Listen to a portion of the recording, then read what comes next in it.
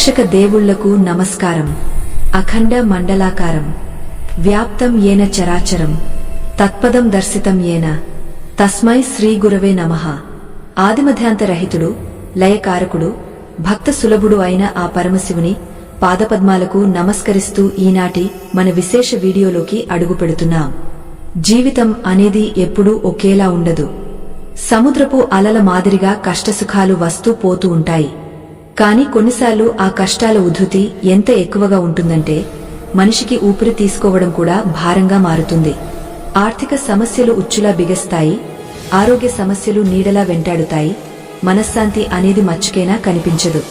ఇలాంటి క్లిష్ట పరిస్థితుల్లో దిక్కుతోచని స్థితిలో ఉన్నప్పుడు మనకు కనిపించే ఏకైక ఆశాదీపం ఆ బోళాశంకరుడు.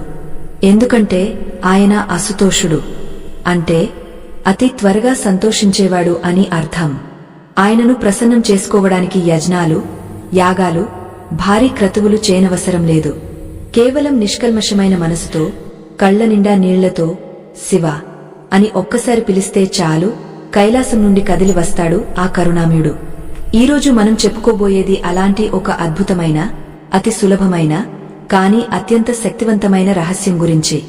సోమవారం నాడు శివుడికి ప్రీతిపాత్రమైన ఈ ఒక్క చిన్న పనిని గనుక మీరు చేస్తే కేవలం 24 గంటల్లోనే, అంటే ఒకరోజు తిరిగేలోపే మీ సమస్యకు పరిష్కారం దొరుకుతుంది, లేదా మనసులో ఉన్న కోరిక తీరడానికి మార్గం సుగమం అవుతుంది. ఇది కేవలం మాటలు కాదు, ఇది శాస్త్రవాక్యం, అనుభవజ్జుల సత్యం. అసలు శివుడు అంత త్వరగా ఎందుకు కరిగిపోతాడు? ఈ ప్రశ్నకు సమాధానం ఆయన రూపంలోనే ఉంది. ఆయన ఒంటి నిండా బూడిద పూసుకుంటాడు, మెడలో పామును ధరిస్తాడు, శ్మశానంలో నివసిస్తాడు. దీని అంతరార్థం ఏమిటంటే ప్రపంచం దేనినైతే అసహించుకుంటుందో, దేనినైతే దూరం పెడుతుందో పరమశివుడు దానిని తన ఆభరణంగా మార్చుకుంటాడు. అంటే అందరూ వదిలేసిన వారిని, దిక్కులేని వారిని ఆదరించే దైవం ఆయన. అందుకే ఆయనకు దీనబంధువు అని పేరు. కలియుగంలో మనుషులు అనేక పాపాలు చేస్తూ వాటి ఫలితంగా వచ్చే కర్మలను అనుభవిస్తూ సతమతమవుతుంటారు. ఆ కర్మబంధాల నుండి విముక్తి పొందడానికి ఉన్న ఏకైక మార్గం శివారాధన. అందులోనూ సోమవారం అంటే శివుడికి అత్యంత ప్రీతికరమైన రోజు. సోమ అంటే చంద్రుడు. చంద్రుడు మనస్సుకు కారకుడు.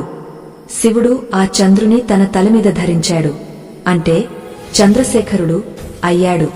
కాబట్టి ఎవరికైతే మానసిక ప్రశాంతత లేదో, ఎవరైతే తీవ్రమైన ఒత్తిడిలో ఉన్నారో వారు సోమవారం నాడు శివుని ఆశ్రయిస్తే వారి మనసులోని అలజడిని ఆ చంద్రశేఖరుడు తక్షణమే చల్లబరుస్తాడు. ఇప్పుడు మనం చెప్పుకోబోయే ఒక్క పని ఏమిటి? అది తెలుసుకునే ముందు ఆ పరిహారం వెనుక ఉన్న శక్తిని అర్థం చేసుకోవడానికి ఒక చిన్న కథను, కాదు ఒక యథార్థ సంఘటనను ఉదాహరణగా తీసుకుందాం. పూర్వం ఒక గ్రామంలో రామశర్మ అనే పేద బ్రాహ్మణుడు ఉండేవాడు. అతను గొప్ప పండితుడు కాకపోయినా శివుని పట్ల అచంచలమైన విశ్వాసం ఉన్నవాడు. నిత్యం శివనామ స్మరణతోనే అతని రోజు గడిచేది. కాని విధి విచిత్రం ఏమిటంటే అతను ఎంతగా భగవంతుని నమ్ముతున్నాడో అంతగా కష్టాలు అతన్ని చుట్టుముట్టాయి. అతనికి ఒక కూతురు ఉండేది. ఆమెకు వివాహ వయస్సు వచ్చింది. కాని చేతిలో చిల్లిగవ్వలేదు. తినడానికి తిండి దొరకడమే కష్టంగా ఉన్న రోజుల్లో కూతురు పెళ్లి ఎలా చేయగలడు? అప్పుల వాళ్ల బాధ రోజురోజుకు పెరిగిపోతోంది. ఇంటి బయట అడుగు పెడితే అవమానాలు, ఇంట్లో అడుగు పెడితే ఆకలి మంటలు. ఇది రామశర్మ పరిస్థితి. ఒక సోమవారం నాడు అమావాస్య ఘడియలు కూడా కలిసి వచ్చిన వేళ రామశర్మ మనసులో తీవ్రమైన ఆవేదన మొదలైంది. శివా, నిన్నే నమ్ముకున్నాను కదా, నాకెందుకు ఈ పరీక్ష? నా కూతురు పెళ్లి జరగకపోతే ఈ సమాజంలో మా బతుకు నిందల పాలవుతుంది కదా తండ్రి అని బావురుమన్నాడు. సరిగ్గా అదే సమయానికి ఆ ఊరికి ఒక అవధూత వచ్చారు. ఆయన ముఖంలో ఏదో తెలియని తేజస్సు ఉంది. ఆయన నేరుగా రామశర్మ ఇంటి ముందే ఆగి భిక్షాం దేహి అని అడిగారు. ఇంట్లో గుప్పెడు బియ్యం కూడా లేని స్థితిలో రామశర్మ భార్య కన్నీళ్లు పెట్టుకుంటూ, స్వామీ, మా దురదృష్టం కొద్దీ మీకు పెట్టడానికి మా దగ్గర ఏమీ లేదు, కేవలం మంచినీళ్లు తప్ప అని చెప్పింది. ఆ అవధూత చిరునవ్వు నవ్వి, తల్లి, ఆ పరమశివుడికి అభిషేకం చేయడానికి గంగాజలం చాలు, నాకు దాహం తీర్చడానికి మీ ఇంటి నీళ్లు చాలు, కాని మీ కష్టాన్ని ఆ శంకరుడికి చెప్పుకున్నారా అని అడిగాడు. అప్పుడు రామశర్మ బయటకు వచ్చి, అవధూత కాళ్లమీద పడి తన గోడు వెళ్లబోసుకున్నాడు. అప్పుడు ఆ అవధూత రామశర్మకు ఒక రహస్యాన్ని చెప్పాడు. నాయనా రామశర్మ, శివుడు అభిషేక ప్రియుడు అని అందరికీ తెలుసు. కాని ఆయనకు బాహ్యమైన వస్తువుల కంటే ఆంతరంగకమైన భక్తి అంటేనే ఎక్కువ ఇష్టం. నీవు నిత్యం గుడికి వెళ్లి పూజలు చేస్తున్నావు కాని నీ మనసులో ఏదో ఒక మూల భయం, సందేహమున్నాయి. ఆ భయాన్ని వదిలి కేవలం 24 గంటలు, అవును, ఒక్కరోజు నీ మనసును పూర్తిగా ఆయనకు అర్పించు. ఈ సోమవారం నాడు నేను చెప్పే ఈ చిన్న క్రియను ఆచరించు. దీనిని శివముష్టి విధానం అంటారు, లేదా మానస సమర్పణ అని కూడా అంటారు అని చెప్పి ఆ అవధూత రామశర్మ చెవిలో ఆ విధానాన్ని ఉపదేశించాడు. ఆ విధానం ఏమిటంటే, మన ఇంట్లో ఉండే అతి సాధారణమైన వస్తువులతోనే ఎంతో శక్తివంతమైన ఫలితాన్ని పొందడం. అది ఎలా చేయాలంటే, సోమవారం ఉదయాన్నే బ్రహ్మ ముహూర్తంలో నిద్రలేవాలి. తలస్నానం చేసి శుభ్రమైన వస్త్రాలు ధరించాలి. ఇక్కడ ముఖ్యమైన విషయమేమిటంటే, ఈ పూజకు ఆడంబరం అవసరం లేదు, ఆచరణ ముఖ్యం. మనం ఈ కథలో ముందుకు వెళ్లే ముందు మరియు ఆ అద్భుతమైన పరిహారాన్ని వివరంగా తెలుసుకునే ముందు ఒక చిన్న మాట. మనం ఎంతో కష్టపడి ఎన్నో గ్రంథాలను పరిశీలించి మన సనాతన ధర్మంలోని ఇటువంటి అద్భుతమైన విషయాలను మీ ముందుకు తీసుకొస్తున్నాం. ఈ ఆధ్యాత్మిక జ్ఞానం నలుగురికి చేరాలని, తద్వారా లోకంలో ధర్మం నిలబడాలని మా చిన్ని ప్రయత్నం. మా ఈ కృషికి మీ ప్రోత్సాహం ఎంతో అవసరం. మీకు ఈ విషయాలు నచ్చినట్లయితే దయచేసి ఈ వీడియోను లైక్ చేయండి. మీ ఒక్క లైక్ ఈ మంచి విషయాన్ని మరో 10 మందికి చేరేలా చేస్తుంది. అలాగే మన ఛానల్ను సబ్స్క్రైబ్ చేసుకుని ఆ పరమశివుని కుటుంబంలో సభ్యులుగా చేరండి. ఇక కథలోకి వెళితే, ఆ అవధూత చెప్పిన విధానం చాలా విచిత్రంగా అనిపించింది రామశర్మకు. కేవలం ఇంత చిన్న పనితో నా దరిద్రం పోతుందా స్వామీ అని అడిగాడు అనుమానంగా. దానికి ఆ యోగ ఇలా బదులిచ్చాడు. రామశర్మ, సముద్రం అంత సమస్యకు నావలాంటి చిన్న పరిష్కారం చాలు కదా. చీకటి ఎంత దట్టంగా ఉన్నా చిన్న దీపం వెలిగస్తే చాలు కదా. శివుడి అనుగ్రహం పొందడానికి కొండలు పిండి చేయనవసరం లేదు. ఆయనకు కావాల్సింది భావం. నీవు చేసే క్రియలో సంకల్పం బలంగా ఉండాలి. ఇప్పుడు నేను చెప్పేది శ్రద్ధగా విను అని ఆ విధానాన్ని వివరించడం మొదలుపెట్టాడు. ఆ విధానం ఏమిటంటే, ఒక రాగపాత్రను తీసుకోవాలి. అందులో స్వచ్ఛమైన నీటిని నింపాలి. ఆ నీటిలో ఒక్క బిల్వపత్రాన్ని వేయాలి. ఇక్కడ బిల్వపత్రం అంటే సాక్షాత్తు లక్ష్మీ స్వరూపం. శివుడికి బిల్వదళం అంటే ఎంతో ప్రీతి. 3 ఆకులు కలిగిన ఒక బిల్వదళం త్రిగుణాలకు, త్రికాలాలకు, త్రిశూలానికి ప్రతీక. ఆ నీటిలో బిల్వపత్రాన్ని వేసిన తర్వాత అందులో చిటికెడు నల్ల నువ్వులను వేయాలి. నల్ల నువ్వులు శని దోషాన్ని, పాప కర్మలను హరించే శక్తిని కలిగి ఉంటాయి.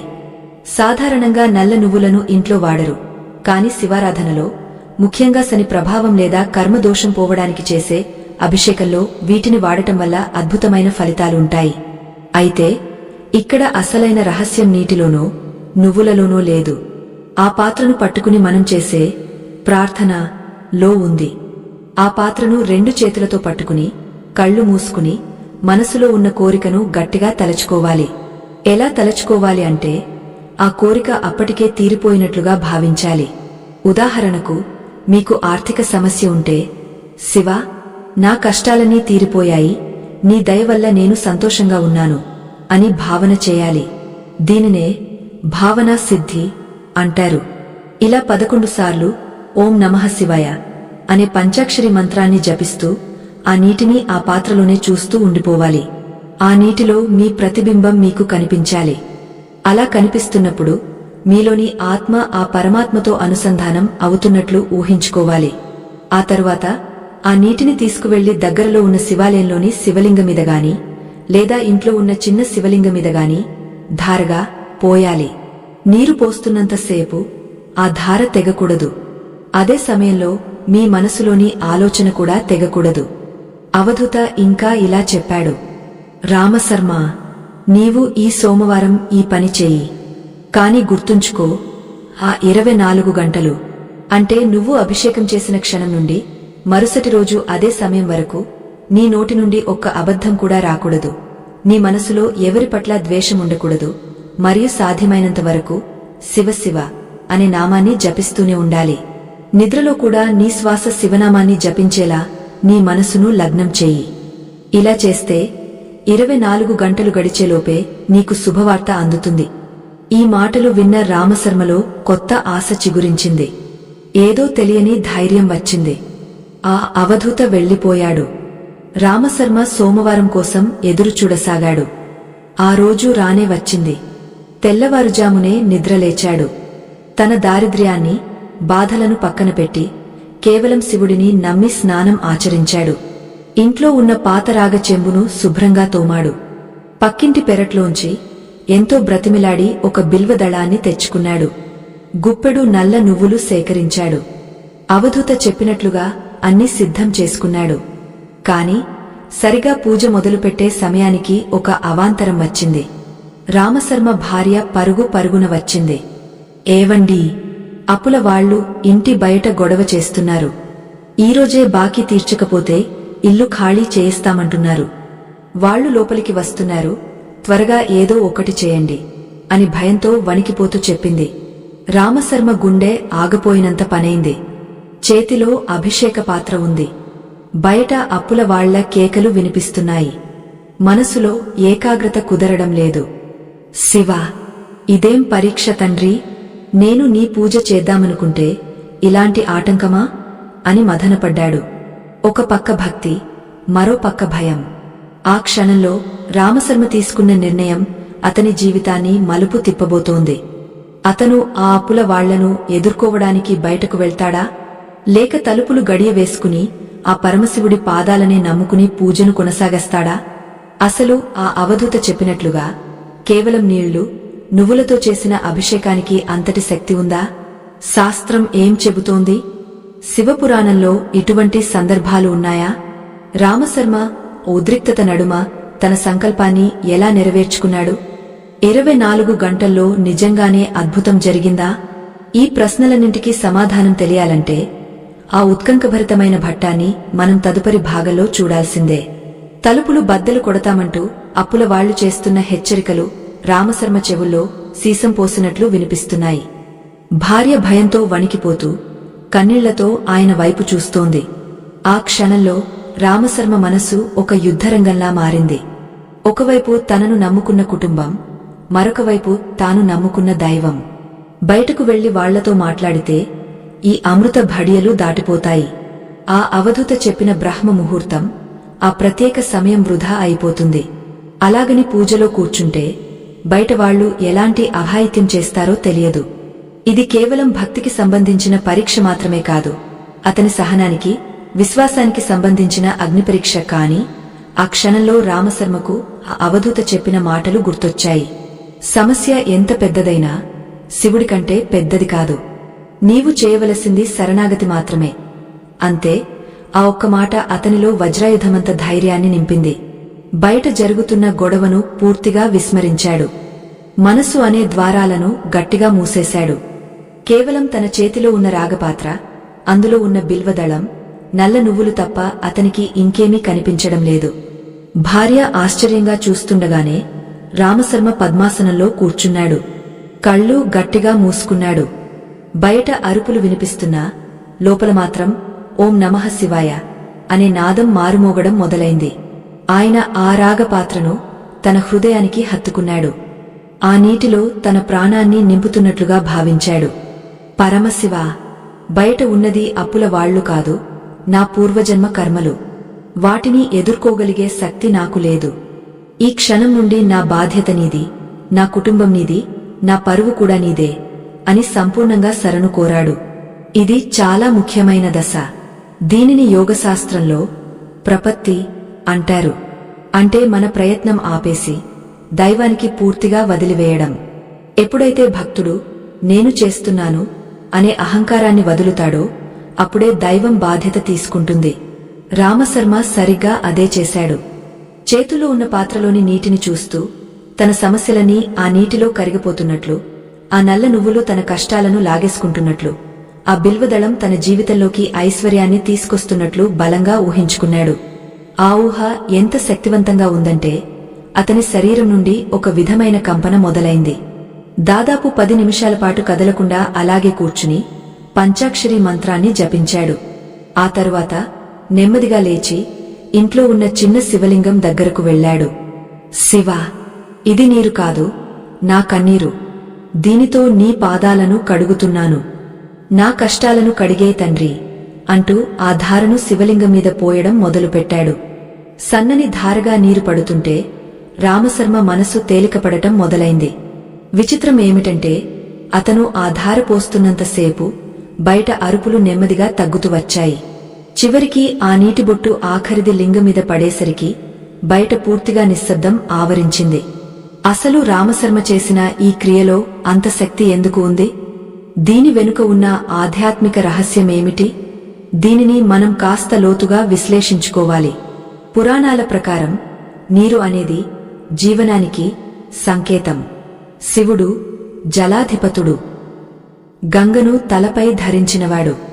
మన శరీరంలో 70% నీరే ఉంటుంది.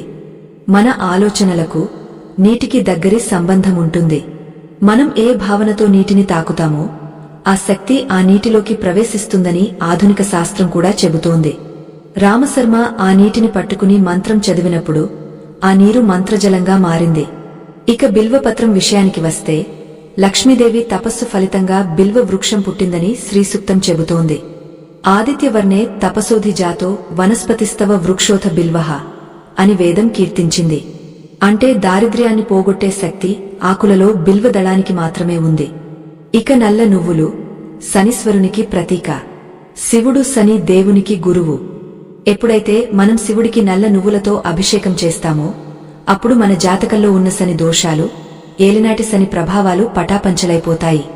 ఈ 3 వస్తువుల కలయిక అంటే కర్మను తొలగించి నువ్వులు ఐశ్వర్యాన్ని ఇచ్చి, బిల్వ మనశ్శాంతిని, నీరు ప్రసాదించమని అర్థం. రామశర్మకు ఈ శాస్త్రం తెలియకపోవచ్చు, కాని అతని నమ్మకం శాస్త్రం కంటే బలమైనది. పూజ పూర్తి చేసి కళ్ళు తెరిచి చూసేసరికి అతని మనసులో ఏదో తెలియని ప్రశాంతత. ఇందాకటి భయం లేదు. ధైర్యంగా తలుపు గడియ తీశాడు. బయట చూస్తే ఆశ్చర్యం. ఇంటి ముందు ఎవరూ లేరు. అప్పుల వాళ్లు వెళ్లిపోయారు. కాని ఎలా? అంత కోపంతో ఊగపోతూ వచ్చిన వాళ్లు, తలుపులు బద్దలు కొడతామని బెదిరించిన వాళ్లు ఒక్కసారిగా ఎందుకు మాయమయ్యారు? భార్యను అడిగాడు. ఆమె కూడా అయోమయంగా చూస్తూ, నాకు తెలియదండి, మీరు లోపల మంత్రం చదువుతుంటే బయట ఎవరో వచ్చినలికిడి అయింది. ఏదో మాట్లాడుకున్నట్లు వినిపించింది. ఆ తర్వాత అంతా నిశ్శబ్దం అని చెప్పింది.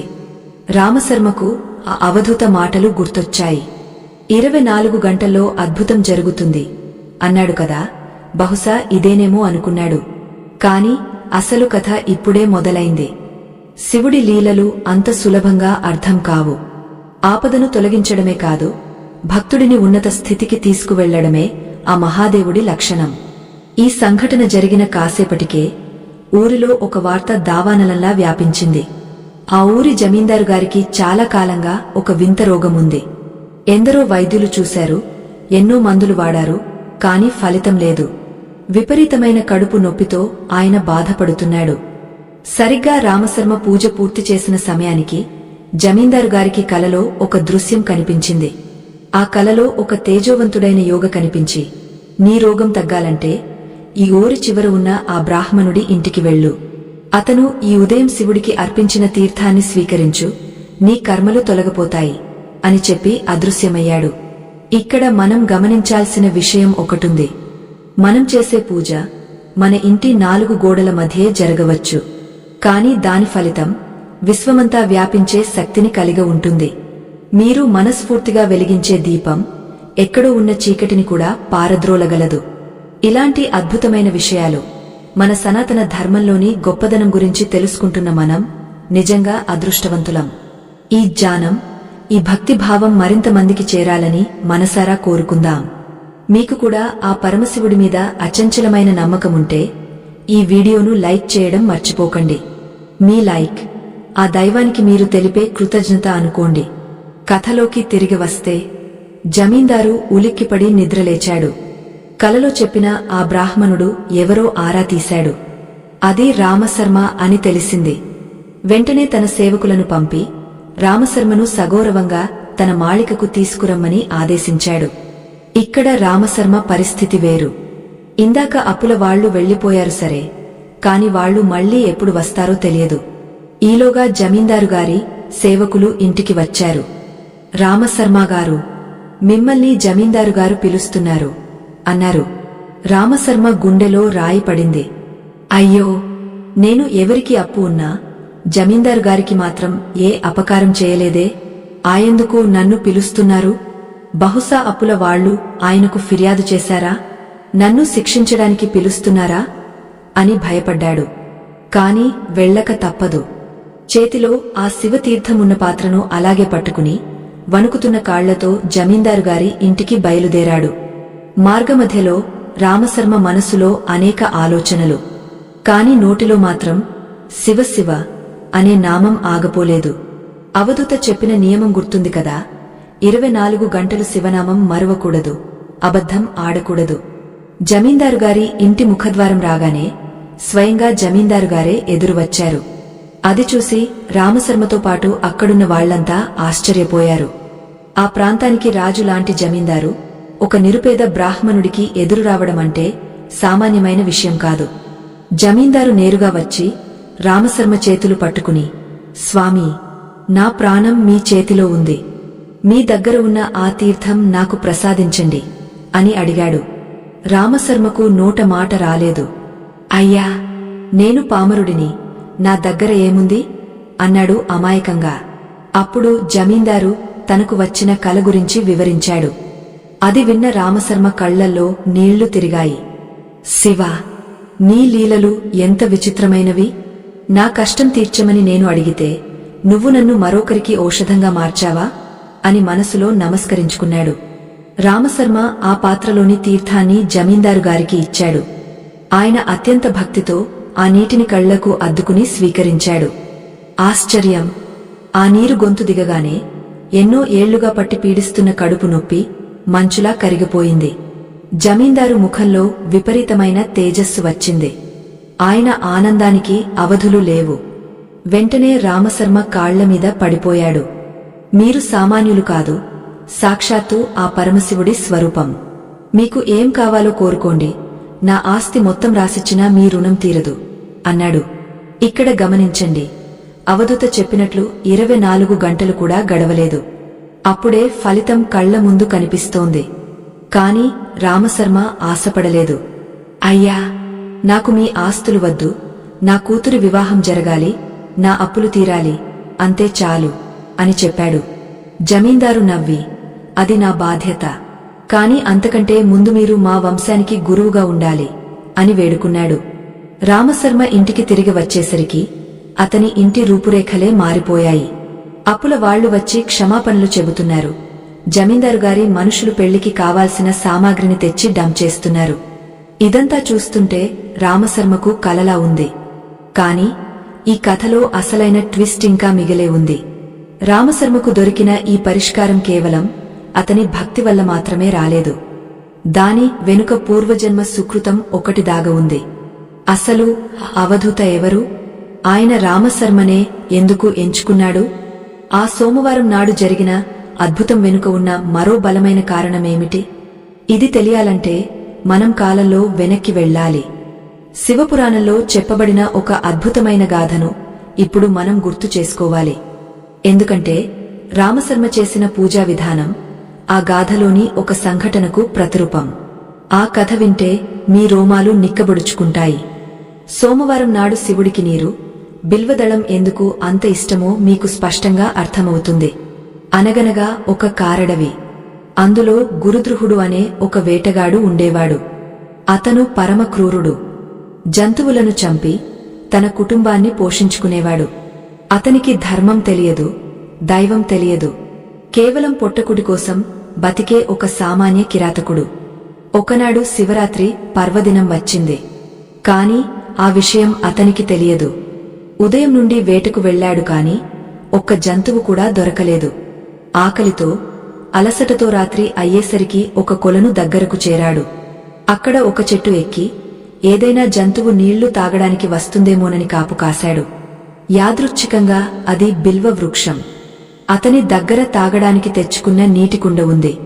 ఆ రాత్రి గాధాంధకారంలో కింద ఒక శివలింగముంది. అది పురాతనమైనది, ఎవరికీ తెలియనిది. ఆ వేటగాడు చెట్టుమీద కదులుతున్నప్పుడు అతని కదలికల వల్ల బిల్వ ఆకులు రాలి కింద ఉన్న లింగమీద పడుతున్నాయి. అలాగే అతని కుండలోంచి నీటి చుక్కలు కూడా కింద పడుతున్నాయి. ఇక్కడ గమనించాల్సిన విషయమేమిటంటే అతనికి తెలియకుండానే అక్కడ అభిషేకం, అర్చన జరుగుతున్నాయి. అతను నిద్రపోకుండా జాగారమున్నాడు, జంతువుల కోసం. ఆకలితో ఉపవాసమున్నాడు, తిండి దొరక్క. అంటే శివరాత్రి నాడు ఉండాల్సిన ఉపవాసం, జాగారం, అభిషేకం, అర్చన అన్నీ అతనికి తెలియకుండానే జరిగిపోయాయి. అప్పుడు ఏం జరిగింది? పాపాత్ముడైన ఆ వేటగాడిని రక్షించడానికి శివుడు వచ్చాడా? వస్తే ఎలా వచ్చాడు? ఆ కథలో జరిగిన అద్భుతం రామశర్మ జీవితంలో ఎలా పునరావృతమయ్యింది? ఈ విషయాలు తెలిస్తే మనం చేసే చిన్న చిన్న పూజలకు కూడా ఎంతటి ఫలితముంటుందో అర్థమవుతుంది. ఆ వేటగాడి కథలో జరిగిన అసలు సిసలైన మలుపు, శివుడు అతనికి ఇచ్చిన వరం గురించి తెలిస్తే మీరు ఆశ్చర్యపోతారు. ఆ అటవీ ప్రాంతంలో నిశ్శబ్దాన్ని చీల్చుకుంటూ ఒక పులి గాండ్రింపు వినిపించింది. గురుద్రుహుడు బాణం ఎక్కుపెట్టాడు. కాని ఆ పులి మనిషి భాషలో మాట్లాడటం మొదలుపెట్టింది. అవును, మీరు విన్నది నిజమే. ఆ పులి ఏమని మాట్లాడింది? ఆ సంభాషణ అతనిలో ఎలాంటి మార్పు తెచ్చింది? ఆ తర్వాత ఏం జరిగిందో తెలియాలంటే ఆ పులి మనిషి గొంతుతో మాట్లాడటం విన్న గురుద్రుహుడు ఒక్కసారిగా ఉలిక్కిపడ్డాడు. చేతిలో ఉన్న విల్లు జారిపోయేంత పనైంది. అడవి మృగం మాట్లాడటమేమిటి? ఇది కలా లేక నిజమా అని తనను తాను గిల్లుకుని చూసుకున్నాడు. ఆ పులి అతని కళ్లలోకి సూటిగా చూస్తూ, ఓ వేటగాడా, ఆగు. నామీద బాణం ప్రయోగించే ముందు నా మాట విను. నేను నా ప్రాణం కోసం భయపడటం లేదు. కాని నాకోసం గుహలో ఎదురుచూస్తున్న నా పిల్లల కోసం ప్రాధేయపడుతున్నాను. అవి ఆకలితో అలమటిస్తున్నాయి. నేను వెళ్లి వాటికి పాలిచ్చి వాటి కడుపు నింపి నా భర్తకు వాటిని అప్పగించి తిరిగి వస్తాను. అప్పుడు నన్ను చంపి నీ ఆకలి తీర్చుకో అని చెప్పింది. ఆ మాటల్లో ఎంతో ఆర్తి, మాతృమూర్తి వేదన కనిపించాయి. కాని గురుద్రుహుడు కఠినాత్ముడు. ఏమిటి, నన్ను పిచ్చివాడిని అనుకుంటున్నావా? చేతికి చిక్కిన ఆహారాన్ని వదిలేయాలా? వదిలితే ప్రాణభయంతో పారిపోయే నువ్వు మళ్లీ తిరిగి వచ్చి నా బాణానికి బలి అవుతావా? అడవిలో ఏ జంతువు అంత తెలివితక్కువ పని చేయదు అని ఎగతాళిగా నవ్వాడు. అప్పుడు ఆ పులి పలికిన మాటలు, ధర్మ సూక్ష్మాలు గురుద్రుహుడి గుండెల్లో నాటుకుపోయాయి. ఓ కిరాతకా, సత్యమే లోకానికి ఆధారం. సూర్యుడు సత్యం మీదే ఉదయిస్తున్నాడు. పంచభూతాలు సత్యం మీదే నడుస్తున్నాయి. నేను సత్యం తప్పుతానని నువ్వు అనుకుంటున్నావు. కాని నేను ప్రమాణం చేస్తున్నాను.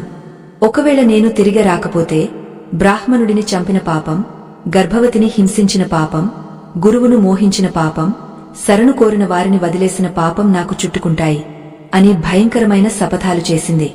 ఒక జంతువు నోటి నుండి ఇంతటి ధర్మ వాక్యాలు వచ్చేసరికి వేటగాడి మనసులో చిన్న మార్పు వచ్చింది. అతనిలో ఉన్న క్రూరత్వం సడలింది. సరే, వెళ్ళు. కాని గుర్తుంచుకో, నువ్వు రాకపోతే నా ఆకలి చావు నీకు శాపమవుతుంది అని హెచ్చరించి పంపించాడు. ఆ పులి వేగంగా పరుగు తీసింది. ఈ సంభాషణ జరుగుతున్నంతసేపు ఆ వేటగాడికి తెలియకుండానే అతని కదలికల వల్ల బిల్వ ఆకులు రాలి కింద ఉన్న శివలింగం మీద పడుతూనే ఉన్నాయి. అతని కుండలోని నీరు చిందుతూనే ఉంది. అలా మొదటి జాము పూజ పూర్తయింది. సమయం గడుస్తోంది. వేటగాడికి ఆకలి మంట ఎక్కువవుతోంది.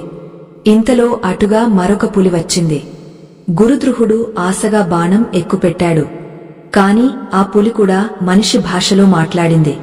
ఓ వేటగాడా, నేను నా భర్త కోసం వెతుకుతున్నాను. అతన్ని కలుసుకుని అతనికి నా పిల్లల బాధ్యత అప్పగించి వస్తాను. అప్పుడు నన్ను చంపు అని ప్రాధేయపడింది. గురుద్రుహుడు విసుగ్గా, ఇదేం విడ్డూరం? ఈరోజు జంతువులన్నీ నా దగ్గర ఒప్పందాలు చేసుకుంటున్నాయి. సరే, నీ భర్త కూడా ఇప్పుడే వెళ్లాడు. వెళ్ళి త్వరగా రా అన్నాడు. ఆ సమయంలో కూడా అతను చెట్టు కొమ్మలను కదిలించడం, ఆకులు రాలడం, నీరు పడటం జరిగిపోయాయి. అలా రెండో జాము పూజ కూడా ఆ శివయ్యకు అందింది. మూడవ జామున పులి పిల్లలు వచ్చాయి. వాటిని చూసి వేటగాడు జాలి పడలేదు. సరికదా, ఇవైనా నా ఆకలి తీరుస్తాయి అనుకున్నాడు. కాని అవి మా తల్లిదండ్రుల దగ్గరకు వెళ్లి ఆఖరిసారిగా వాళ్లని చూసి వస్తాం అని బ్రతిమిలాడాయి. విచిత్రంగా వేటగాడు వాటిని వదిలేశాడు. 3వ జాము పూజ పూర్తయింది. తెల్లవారుజామున 4వ జాము సమయానికి గురుద్రుహుడు ఆశ్చర్యపోయే దృశ్యం కనిపించింది. ఆ పులి కుటుంబం మొత్తం, ఆడపులి, మగపులి, పిల్లలు అన్ని కలిసి మాట తప్పకుండా చెట్టు కిందకు వచ్చాయి. ఓ వేటగాడా, ఇదిగో మేమంతా వచ్చాం. మాలో ఎవరినైనా చంపి నీ ఆకలి తీర్చుకో, లేదా అందరినీ చంపి నీ కుటుంబానికి పండుగ చేసుకో. మేము మా సత్యధర్మాన్ని పాటించాం అని నిలబడ్డాయి. ఆ దృశ్యం చూసి గురుద్రుహుడి చేతిలోని విల్లు జారి కింద పడింది. కచినరాతి లాంటి అతని గుండె కరిగ నీరైంది. కేవలం జంతువులే సత్యం కోసం ప్రాణాలను ఇవ్వడానికి సిద్ధపడితే మనిషినైన నేను పొట్టకుడి కోసం ఇంతటి హింస చేస్తున్నానా అనే పశ్చాత్తాపం కలిగింది. అతని కళ్ల నుండి అప్రయత్నంగా కన్నీళ్లు రాలాయి. ఆ కన్నీళ్లు కూడా కింద ఉన్న శివలింగం మీద పడ్డాయి. అదే అతని ఆఖరి అభిషేకం. వెంటనే అక్కడ ఒక దివ్యమైన కాంతి పుట్టింది. ఆ కాంతిలో సాక్షాత్తు పరమశివుడు ప్రత్యక్షమయ్యాడు. నాయనా గురుద్రుహా, ఈ రాత్రి నీకు తెలియకుండానే నన్ను 4 జాములు బిల్వపత్రాలతో జలంతో అర్చించావు. పగలు ఉపవాసమున్నావు, రాత్రి జాగారం చేశావు. నీ పాపాలన్నీ పటాపంచలైపోయాయి. నీకు మోక్షాన్ని ప్రసాదిస్తున్నాను అని ఆశీర్వదించాడు. ఆ పులులు కూడా సామాన్యమైనవి కావు. అవి శాపవశాత్తు పులులుగా మారిన గంధర్వులు. శివ దర్శనంతో వారికి కూడా విముక్తి లభించింది.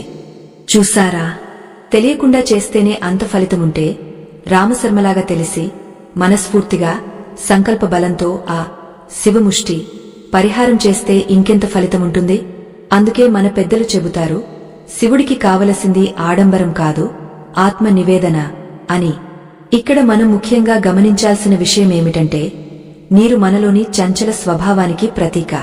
బిల్వదళం మనలోని త్రిగుణాలకు, సత్వ, రజో, తమో గుణాలు ప్రతీక. నువ్వులు మన కర్మలకు ప్రతీక. ఎప్పుడైతే మనం చంచలమైన మనసుతో గుణాలను, కర్మలను శివుడికి అర్పించేస్తామో అప్పుడు మిగిలేది కేవలం శివతత్వం మాత్రమే. రామశర్మ చేసింది ఇదే. తన సమస్యను, తన భయాన్ని, తన కర్మను పూర్తిగా ఆ పాత్రలోని నీటిలోకి ఆవాహన చేసి దానిని లింగంపై ధారగా పోయడం ద్వారా తన బరువును దించుకున్నాడు. కథ మళ్లీ ప్రస్తుతానికి వస్తే, రామశర్మ ఇప్పుడు జమీందారుగారి ఆస్థానంలో ఒక ముఖ్యమైన వ్యక్తిగా మారుతున్నాడు. కాని ఆ అవధూత పెట్టిన 24 గంటల సత్యం అనే షరతు ఇంకా పూర్తి కాలేదు. గడియారం ముళ్ళు తిరుగుతున్నాయి.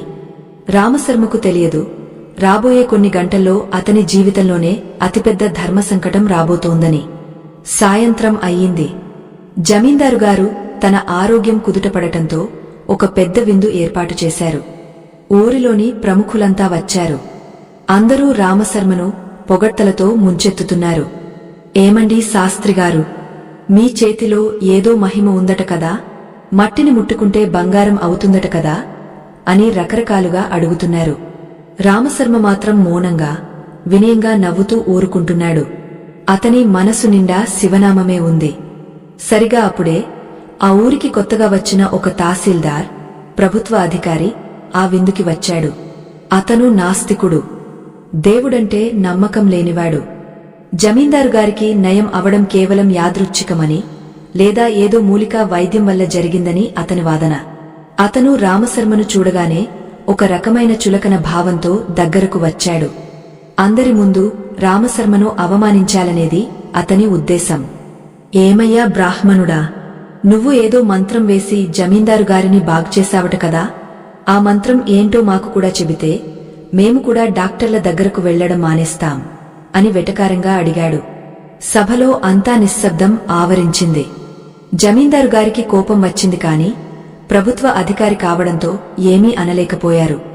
ఇది రామశర్మకు ఒక పరీక్ష.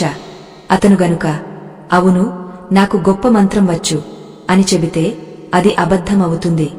ఎందుకంటే అతను చేసింది కేవలం ప్రార్థన మాత్రమే. అతనికి ఎలాంటి మంత్ర శక్తులు లేవు.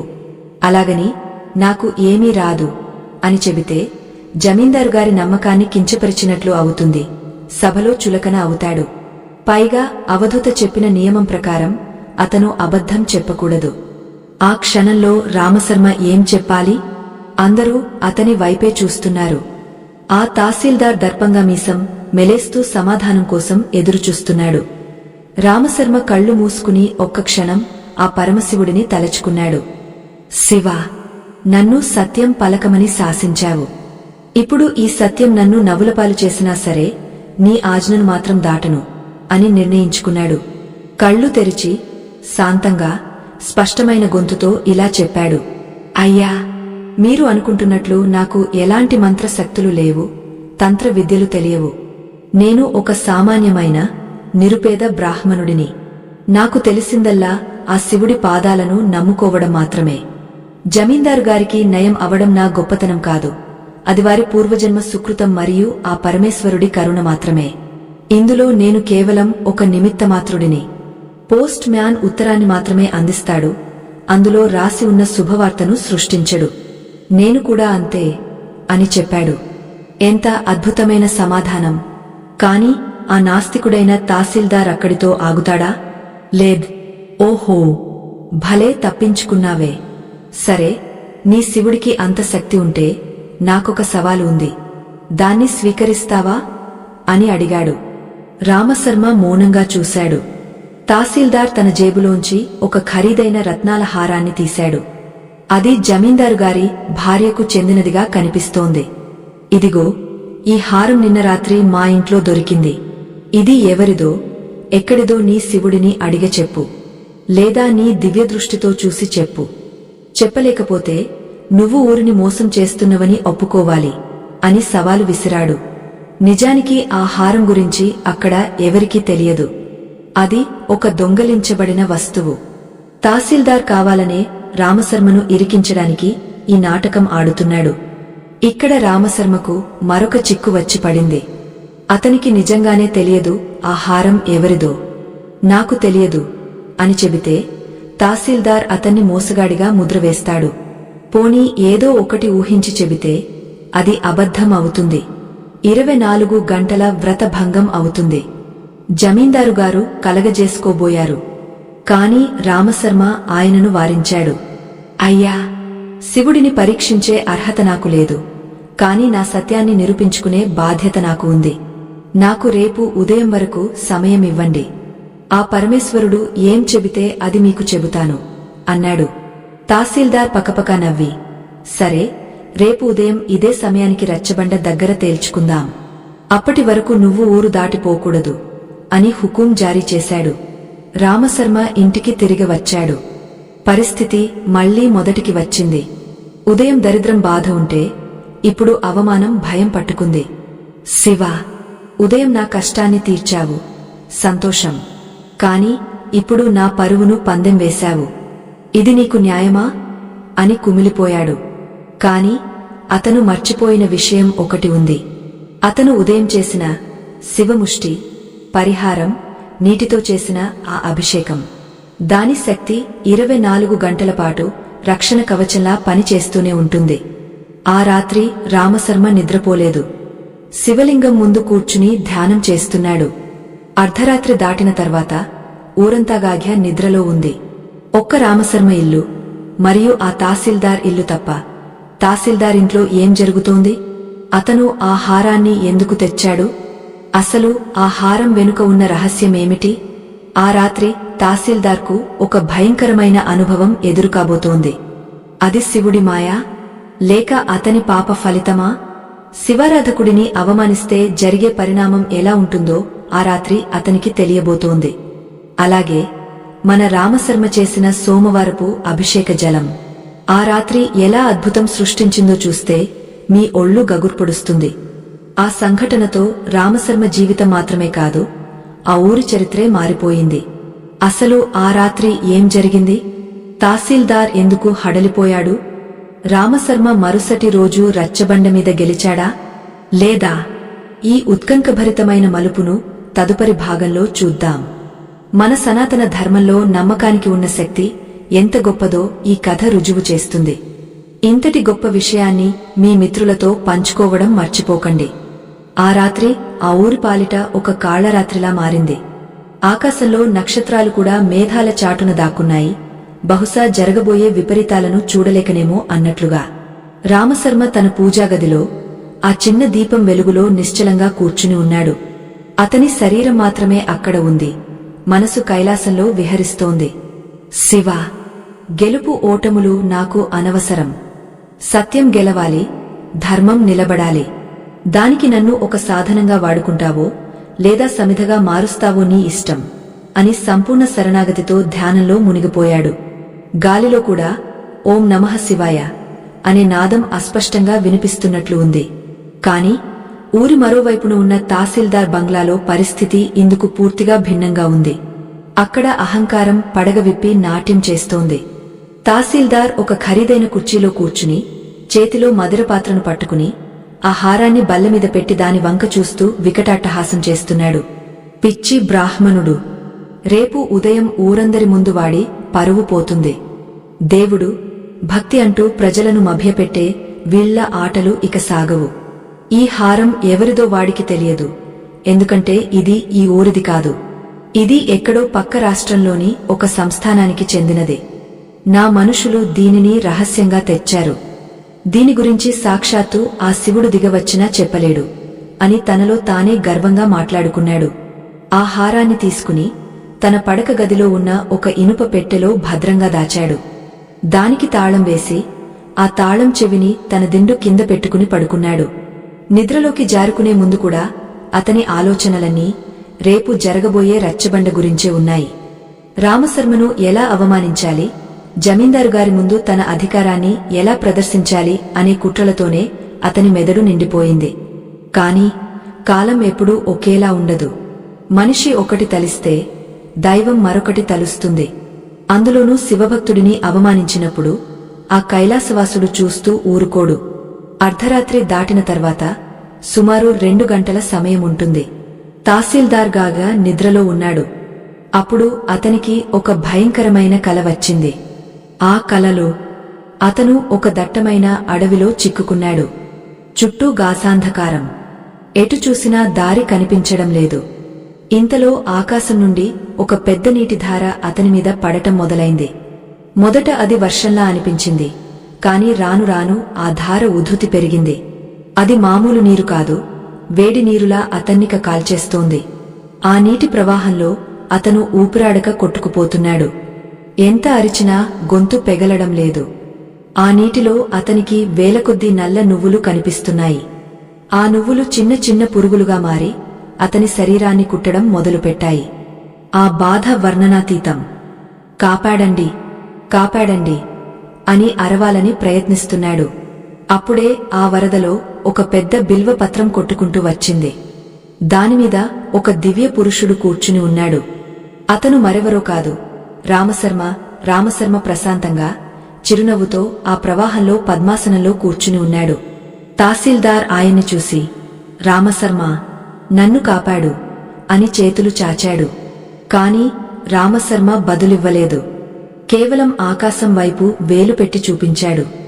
అక్కడ ఆకాశం అంత ఎత్తులో ఒక బ్రహ్మాండమైన శివలింగం కనిపించింది. ఆ లింగం నుండి వస్తున్న ఆ జలధారే ఈ వరద అని తహసీల్దార్కు అర్థమైంది.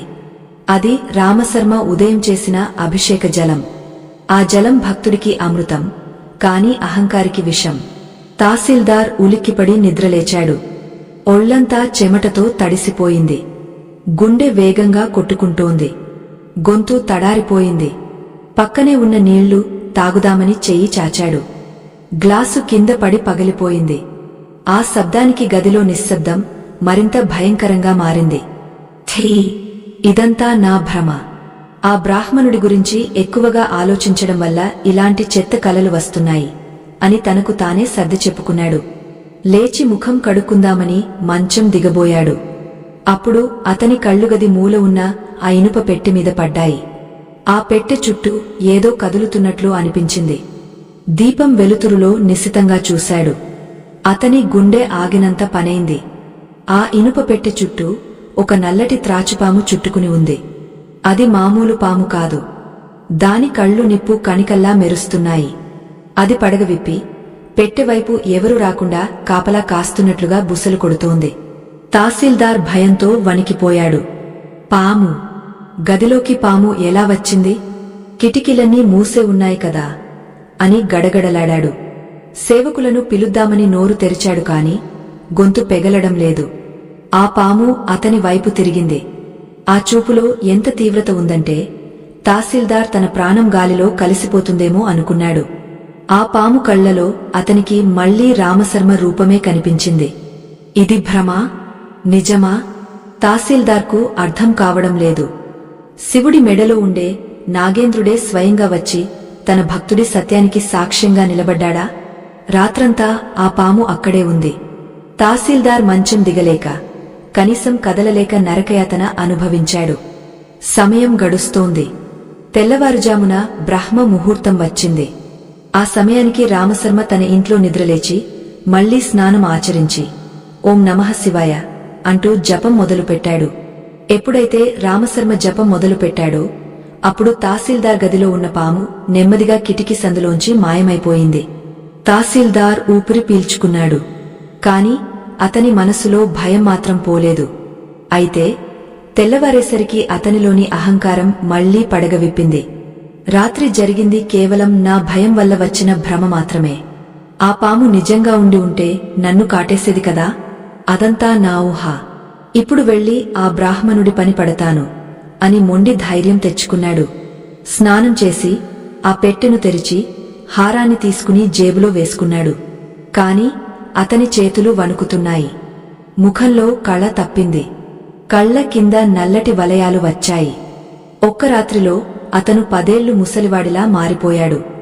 ఇక్కడ మనం ఒక విషయాన్ని లోతుగా అర్థం చేసుకోవాలి. మన ధర్మంలో అపచారం వేరు, శివాపరాధం వేరు. తెలియక చేసే తప్పు అపచారం, దాన్ని దేవుడు క్షమిస్తాడు.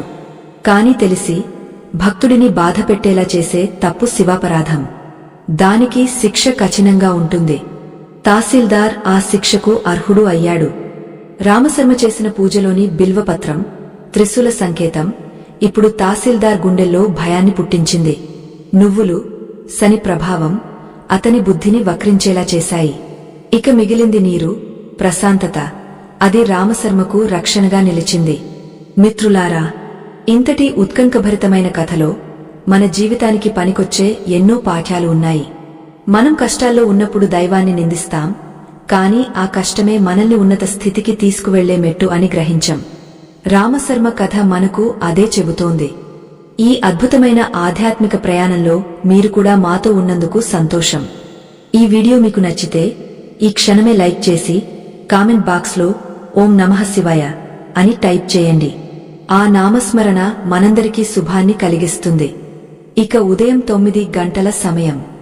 ఊరి మధ్యలో ఉన్న రచ్చబండ జనంతో కిటకిటలాడుతోంది. పక్క ఊళ్ల నుండి కూడా జనం వచ్చారు. జమీందారుగారు ఆసనం మీద కూర్చుని ఉన్నారు. ఆయన ముఖంలో ఆందోళన కనిపిస్తోంది. రామశర్మ ఓడిపోతే పరోక్షంగా జమీందారుగారి నమ్మకం కూడా ఓడిపోయినట్లే కదా. ఒక పక్క తహసీల్దార్ వచ్చి దర్జాగా కూర్చున్నాడు. అతని కళ్ళు ఎర్రగా ఉన్నాయి, కాని ముఖం మీద కృత్రిమమైన చిరునవ్వు పులుముకున్నాడు. మరో పక్క రామశర్మ నెమ్మదిగా నడుచుకుంటూ వచ్చాడు. ఆయన చేతిలో ఏమీ లేదు, కేవలం మెడలో రుద్రాక్షమాల, నుదుట విభూతి రేఖలు తప్ప. ఆయన ముఖం ప్రశాంతంగా ఒక నిండు కుండలా ఉంది. ఆయన రాగానే సభలో నిశ్శబ్దం ఆవరించింది. తహసీల్దార్ లేచి నిలబడ్డాడు. జేబులోంచి ఆ హారాన్ని తీసి అందరికీ చూపించాడు. సూర్యకాంతిలో ఆ రత్నాలు మెరుస్తున్నాయి. గ్రామస్తులారా, నిన్న మీరంతా ఈ బ్రాహ్మణుడిని గొప్పగా పొగడారు. అతనికి అతీంద్రియ శక్తులు ఉన్నాయని నమ్మారు. ఇప్పుడు సత్యం నిగ్గుతేలే సమయం వచ్చింది అని రామశర్మ వైపు తిరిగి, ఓయ్ బ్రాహ్మణుడా, చెప్పు, ఈ హారం ఎవరిది? ఎక్కడిది? నీ శివుడు నీ చెవిలో చెప్పాడా, లేక నీకు ఇంకా సమయం కావాలా అని వెటకారంగా అడిగాడు. జనం ఊపిరి బిగబట్టి చూస్తున్నారు. రామశర్మ తహసీల్దార్ కళ్లలోకి సూటిగా చూశాడు. ఆ చూపులో కోపం లేదు, ద్వేషం లేదు, కేవలం జాలి మాత్రమే ఉంది.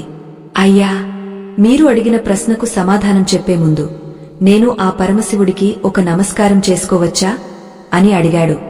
తహసీల్దార్ నవ్వి, చేసుకో, బహుశా ఇదే నీ చివరి నమస్కారమేమో అన్నాడు. రామశర్మ కళ్ళు మూసుకుని చేతులు జోడించాడు. శివ, సత్యం నీ స్వరూపం. ఈ సభలో సత్యం మాత్రమే గెలవాలి. అసత్యం ఆడుతున్న వారి నాలుక మీదే సరస్వతి కూర్చుని నిజం పలికించాలి అని ప్రార్థించాడు. ఆ తర్వాత కళ్ళు తెరిచి గంభీరమైన స్వరంతో ఇలా అన్నాడు. తహసీల్దార్ గారు, ఈ హారం ఒక మనిషిది కాదు, ఇది ఒక తల్లిది. పక్క రాష్ట్రంలోని సువర్ణపురి సంస్థానంలో ఉన్న శ్రీ రాజరాజేశ్వరి అమ్మవారి విగ్రహం మెడలో ఉండాల్సిన ఆభరణం ఇది.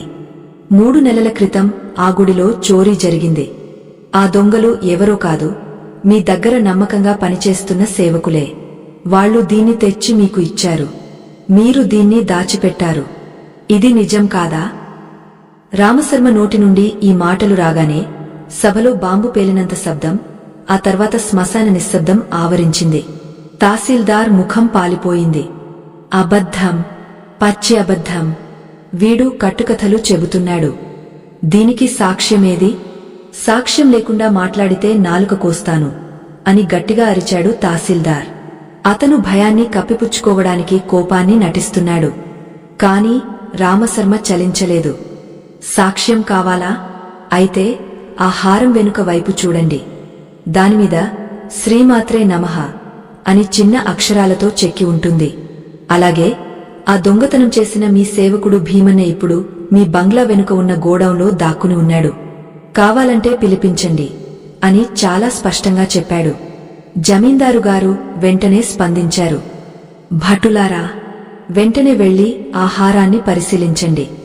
అలాగే ఆ సేవకుడిని పట్టుకురండి అని ఆజ్ఞాపించారు. తహసీల్దార్కు చెమటలు పట్టాయి. హారాన్ని తిప్పి చూస్తే నిజంగానే అక్కడ రామశర్మ చెప్పినట్లుగా అక్షరాలు ఉన్నాయి. తహసీల్దార్ చేతిలోంచి హారం జారి కింద పడింది. ప్రజలందరూ ఆశ్చర్యంతో నోరెళ్లబెట్టారు. శివ శివ, ఇంతటి మహిమ అని ముక్కున వేలేసుకున్నారు. అసలు రామశర్మకు ఈ విషయం ఎలా తెలిసింది? అతను జ్యోతిష్కుడా? కాదు. మరి ఎలా? రాత్రి రామశర్మ ధ్యానంలో ఉన్నప్పుడు అతని మనసు నిర్మలమైన నీటిలా మారింది. ఆ నిర్మలత్వంలో సత్యం తనంతట తానుగా ప్రతిబింబించింది. దీనినే యోగశాస్త్రంలో ప్రతిభ అంటారు. ఎప్పుడైతే మనసు రాగద్వేషాలకు అతీతంగా ఉంటుందో అప్పుడు కాలానికి, దూరానికి అతీతమైన విషయాలు తెలుస్తాయి.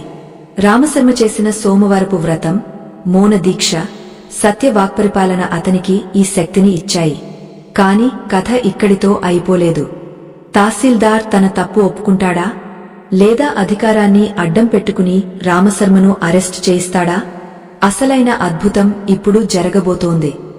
దైవనిందకు ఫలితం ఎలా ఉంటుందో అక్కడికక్కడే రుజువు కాబోతోంది. కింద పడిన ఆ హారం దగ్గరకు తహసీల్దార్ వంగ తీసుకోబోతుండగా ఒక ఊహించని పరిణామం చోటు చేసుకుంది. అది చూసి జమీందారు గారు కూడా సింహాసనం నుండి లేచి నిలబడ్డారు. అసలు ఏం జరిగింది? తహసీల్దార్ గతి ఏమైంది? రామశర్మ ఆఖరిగా ఆ తహసీల్దార్కు చెప్పిన మాట ఏంటి? ఆ మాట వింటే ఎవరికైనా కళ్ళు తెరుచుకుంటాయి. ఈ కథను ముగించే ముందు రామశర్మ చెప్పిన ఆ జీవన సత్యాన్ని, శివతత్వాన్ని మనం తెలుసుకోవాలి. అంతేకాకుండా మన జీవితంలో ఈ శివముష్టి విధానాన్ని ఎలా ఆచరించాలి, దానికి ఉన్న నియమాలు ఏంటి అనేది కూడా వివరంగా చివరి భాగంలో చెప్పుకుందాం. ఆ రత్నహారం వెనుక ఉన్న శిలాఫలకం మీద శ్రీమాత్రే నమః అనే అక్షరాలు ఉన్నాయని రామశర్మ చెప్పగానే సభ మొత్తం నిశ్శబ్దంగా మారిపోయింది. తహసీల్దార్ వణుకుతున్న చేతులతో ఆ హారాన్ని తీసుకునేందుకు కిందకు వంగాడు. అహంకారంతో విర్రవీగిన తల చివరికి నేలచూపు చూడక తప్పని పరిస్థితి అది. అతను ఆ హారాన్ని ముట్టుకోగానే సభలో అందరూ ఊహించని ఒక విచిత్రమైన సంఘటన జరిగింది. తహసీల్దార్ ఆ హారాన్ని పట్టుకోగానే అమ్మో, పాము, పాము అంటూ గట్టిగా కేకలు వేస్తూ హారాన్ని విసిరేసి వెనక్కి పడిపోయాడు. ఆ హారం నేలమీద పడి మెరుస్తోంది. కాని అక్కడ ఎలాంటి పాము లేదు. అందరూ ఆశ్చర్యంగా చూస్తున్నారు. తహసీల్దార్ మాత్రం భయంతో గజగజ వణికిపోతూ, నన్ను కాపాడండి, ఆ హారం పాముగా మారి నన్ను కాటేస్తోంది అంటూ నేలమీద దొర్లుతున్నాడు. అది అతని భ్రమా? లేక అతని పాపభీతి కళ్లకు కట్టిన దృశ్యమా? లేదా నిన్న రాత్రి అతని గదిలో కనపడిన ఆ కాలనాగు ప్రభావం ఇంకా అతని మనసును వీడలేదా? నిజానికి అక్కడ పాము లేదు. కాని దైవ సొత్తును, అది అమ్మవారి ఆభరణాన్ని దొంగిలించి ఒక పరమ భక్తుడిని అవమానించిన పాపం అతని మనసులో భయాన్ని సృష్టించింది. వినాశకాలే విపరీత బుద్ధి అంటారు పెద్దలు. అతని పాపం పండింది. ఆ సమయంలో జమీందారుగారి భటులు రామశర్మ చెప్పినట్లుగానే బంగ్లా వెనుక దాక్కున్న సేవకుడు భీమన్నను ఈడ్చుకుంటూ వచ్చారు. భీమన్న సభను చూడగానే భయంతో జమీందారుగారి కాళ్లమీద పడిపోయాడు. దొరా, నన్ను క్షమించండి. ఆ హారాన్ని దొంగలించింది నేనే. కాని దాన్ని దాచిపెట్టింది, నన్ను కాపాడతానని చెప్పింది మాత్రం తహసీల్దార్ గారే. ఈ దొంగతనంలో ఆయనకు వాటా ఉంది అని నిజం కక్కినట్లు చెప్పేశాడు. ఇక సాక్ష్యం అవసరం లేదు. సత్యం నిప్పులాంటిది. అది ఎప్పుడో ఒకప్పుడు బయటపడక తప్పదు. జమీందారుగారు తీవ్రమైన ఆగ్రహంతో లేచారు. థీ, ఒక ప్రభుత్వ అధికారివి అయి ఉండి ప్రజలకు న్యాయం చేయాల్సిన స్థానంలో ఉండి ఇంత నీచమైన పనికి ఒడిగడతావా? పైగా ఒక నిస్వార్థ భక్తుడిని అవమానిస్తావా అని గర్జించారు. వెంటనే భటులను ఆదేశించి తహసీల్దార్ను బంధించమని చెప్పారు. తహసీల్దార్ను బంధిస్తుండగా అతను దీనంగా రామశర్మ వైపు చూశాడు. అతని కళ్లలో పశ్చాత్తాపం కనిపిస్తోంది. స్వామీ రామశర్మ, నన్ను క్షమించండి. నా కళ్ళు మూసుకుపోయాయి. అధికారం శాశ్వతం అనుకున్నాను. కాని భక్తి ముందు అవేవీ పనికిరావని ఇప్పుడు తెలిసింది. నా భ్రాంతిని తొలగించండి అని వేడుకున్నాడు. రామశర్మ మనస్సు వెన్నలాంటిది. శివభక్తులకు శత్రువులు ఉండరు, కేవలం దారి తప్పిన సోదరులే ఉంటారు. రామశర్మ నెమ్మదిగా తహసీల్దార్ దగ్గరకు వెళ్లాడు. తన మెడలో ఉన్న రుద్రాక్షమాలను తీసి తహసీల్దార్ మెడలో వేశాడు. తన కమండలంలో మిగిలి ఉన్న పిడికెడు నీటిని అతనిమీద చల్లాడు. నాయనా, భయపడకు. శివుడు దండించేవాడు కాదు, దారి చూపించేవాడు. నువ్వు చేసిన తప్పును ఒప్పుకున్నావు, అదే నీకు మొదటి ప్రాయశ్చిత్తం. శిక్షను అనుభవించు, అది నీ కర్మను కడిగేస్తుంది. ఆ తరువాత ధర్మ మార్గంలో నడుచుకో అని ఆశీర్వదించాడు. ఆశ్చర్యకరంగా రామశర్మ నీళ్లు చల్లగానే తహసీల్దార్కు ఆ భయం పోయింది. మనసు కుదుటపడింది. అతను మౌనంగా తలవంచుకుని భటుల వెంట వెళ్లిపోయాడు. సభలో ఉన్న ప్రజలందరూ హర హర మహాదేవ, శంభో శంకర అంటూ నినాదాలు చేశారు. ఆ రోజు రామశర్మ గెలిచింది కేవలం తహసీల్దార్ మీద కాదు, కలియుగంలో ధర్మం మీద ప్రజలకు ఉన్న అనుమానాల మీద గెలిచాడు. జమీందారుగారు రామశర్మ చేతులు పట్టుకుని, గురువుగారు, ఈ రోజు నుండి ఈ సంస్థానంలో మీ మాటే శాసనం. మీ కూతురి వివాహం నా బాధ్యత. రేపే మంచి ముహూర్తముంది, రేపే మీ అమ్మాయి పెళ్లి జరిపిద్దాం అని ప్రకటించారు.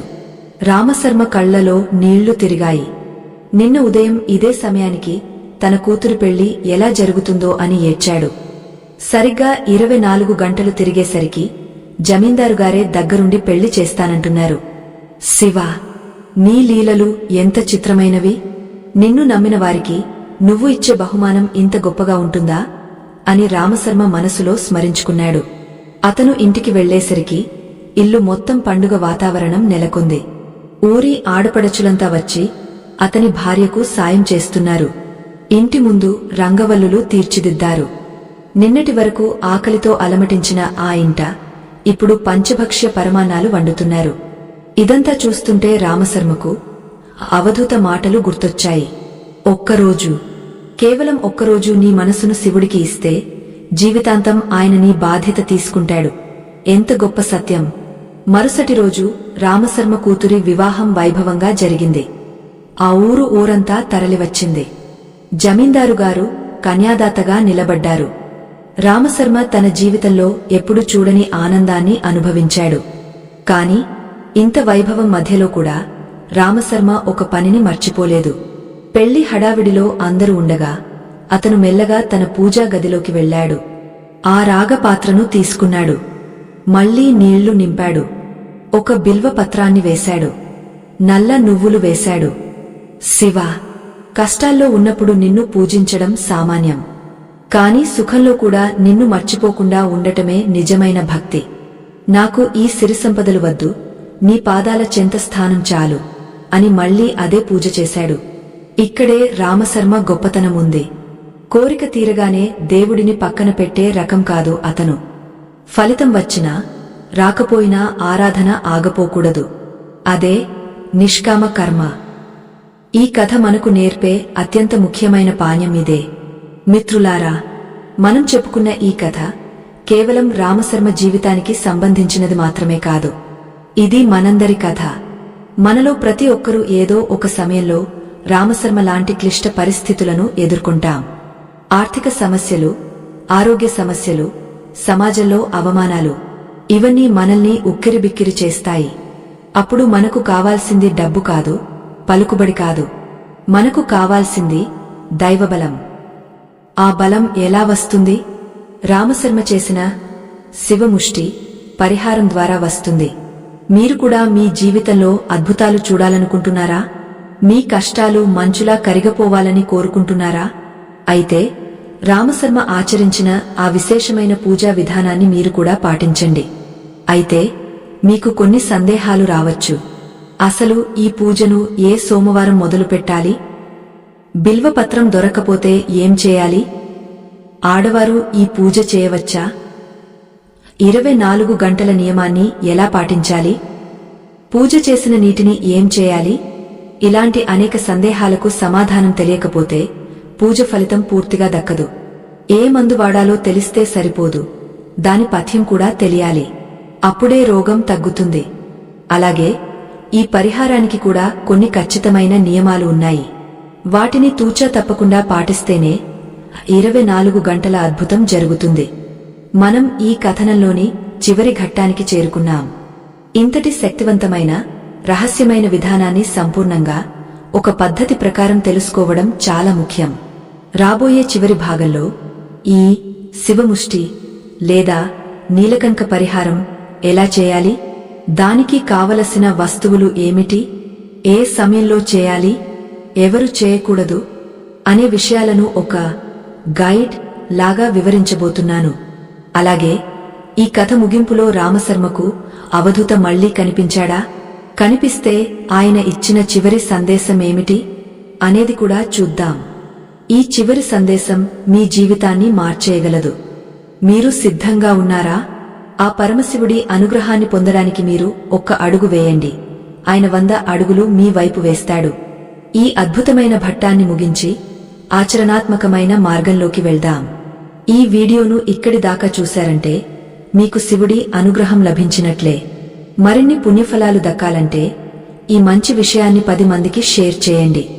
ఇప్పుడు మనం ఎంతగానో ఎదురుచూస్తున్న ఆ విధానం గురించి తెలుసుకోవడానికి చివరి భాగంలోకి అడుగుపెడదాం. ఈ భాగాన్ని చాలా శ్రద్ధగా ఒక నోట్బుక్ పక్కన పెట్టుకుని వినండి లేదా రాసుకోండి. ఎందుకంటే ఇది మీ జీవితాన్ని మలుపు తిప్పే అవకాశముంది. ఇప్పుడు మనం అత్యంత కీలకమైన ఘట్టంలో ఉన్నాం. రామశర్మ జీవితంలో జరిగిన అద్భుతాన్ని చూసాం. ఆ అద్భుతం వెనుక ఉన్న శక్తి కేవలం దైవానుగ్రహం మాత్రమే కాదు, అనుగ్రహాన్ని పొందడానికి అతను పాటించిన ఒక నిర్దిష్టమైన పద్ధతి. ఏదైనా పనిని ఒక క్రమ పద్ధతిలో శాస్త్రబద్ధంగా చేస్తేనే దానికి పూర్తి ఫలితం దక్కుతుంది. వంట చేసేటప్పుడు ఏ పదార్థం ఎప్పుడు వేయాలో తెలిస్తేనే రుచి వస్తుంది. అలాగే పూజలో కూడా ఏ వస్తువును ఏ భావనతో సమర్పించాలో తెలిస్తేనే సిద్ధి లభిస్తుంది. ఇప్పుడు మనం ఆ శివముష్టి లేదా నీలకంక పరిహారం యొక్క పూర్తి విధి విధానాలను, నియమనిష్టలను అక్షరం పొల్లుపోకుండా తెలుసుకుందాం. మీరు ఒక పుస్తకం, పెన్ను తీసుకుని ఈ పాయింట్లను రాసుకుంటే ఇంకా మంచిది.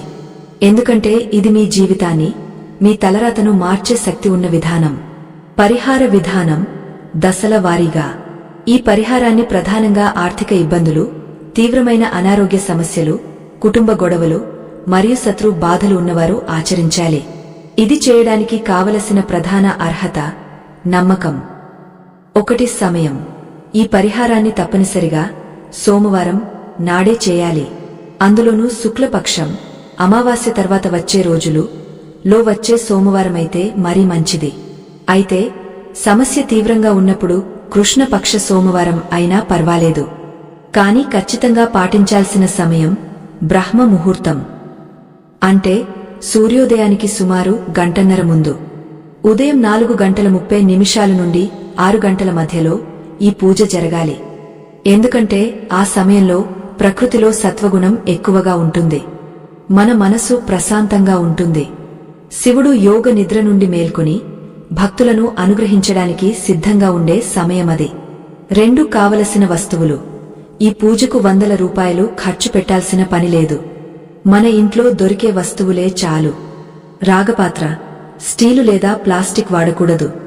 రాగికి విద్యుత్ అయస్కాంత శక్తిని గ్రహించే గుణం ఉంటుంది. నీటిలోని శక్తిని ఇది పెంచుతుంది. శుద్ధమైన జలం గంగాజలముంటే శ్రేష్టం.